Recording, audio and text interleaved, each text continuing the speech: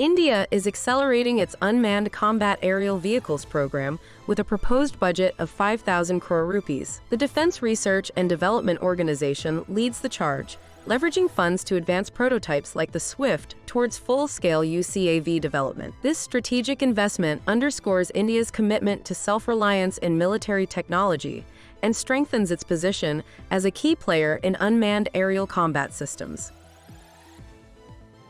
The Indian Air Force and Hindustan Aeronautics Limited collaborate on CATS Warriors, advanced unmanned combat aerial vehicles, boasting stealth capabilities and autonomous flight. These 1.6-ton drones, designed with low observability for penetrating enemy airspace undetected, operate at altitudes of 36 to 40,000 feet. Equipped with an internal weapons bay, PTAEW engine, and AESA radar, each CATS Warrior enhances India's air power with affordability, lethality, and pilot safety prioritization.